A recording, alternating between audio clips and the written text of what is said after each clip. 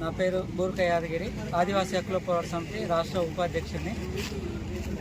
తుడుందెబ్బ ఆదివాసీ ప్రజలు సగౌరవంగా బతకాలని, ఎంతో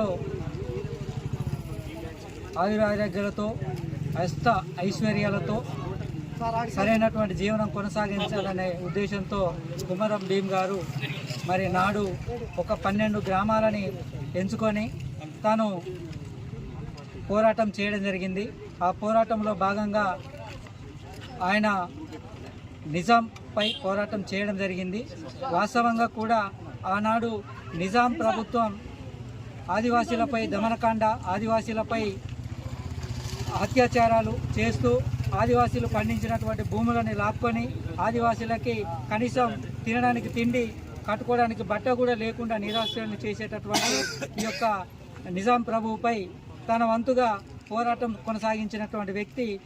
ఆ కెరమెరి కేంద్రంగా తాను 12 గ్రామాలని ఒక లక్ష్యంగా ఎంచుకొని 12 గ్రామ ప్రజలకు మోటివేషన్ చేసి మన హక్కుల్ని, మన నష్టపోతున్నాం, మన తిండిని మనం కోల్పోతున్నాం, ఇలాంటి వాళ్ళ వల్ల మరి ఈ నిరంకుశ ప్రభుత్వాలను మనం అడ్డగించుకోవాలి, ఈ ప్రభుత్వాలని మనం కూలదోయాలనేటటువంటి భావనతో ఆ 12 గ్రామ ప్రజలను చైతన్యం చేసి ఆ 12 గ్రామ ప్రజలతో మరి పోరాటం చేసినటువంటి కొమరం భీం నాడు 1900 సంవత్సరంలో ఆయన పోరాటం పుట్టినటువంటి వ్యక్తి తన 15వ ఏటనే ఈ యొక్క ఉద్యమాన్ని, పోరాటాన్ని కొనసాగించాడు.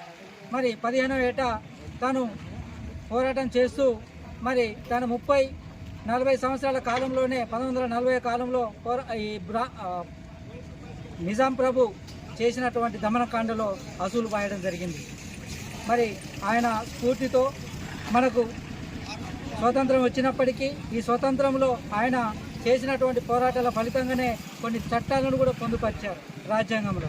ఆ చట్టాలు ఈరోజు మరి అమలు కాకుండా మరి గిరిజనేతలు కావచ్చు, ప్రభుత్వాలు కావచ్చు, పాలకులు కావచ్చు మన మీద దాడి చేస్తూ ఆ చట్టాలను ఇంప్లిమెంటేషన్ చేయకుండా మరి మన మీద దాడి చేస్తూనే ఉన్నది. ఈరోజు కూడా ప్రజలు ఆనాడు ఏ రకంగానైతే కష్ట నిష్ఠూరాలను ఓర్చుకుంటూ జీవనం కొనసాగించారో, కష్ట దరిద్రాలతో జీవనాన్ని కొనసాగించారో, ఈరోజు ఉన్నటువంటి ప్రజలు కూడా అలాంటి సమస్యల్ని ఎదుర్కొంటూ ఉన్నారు.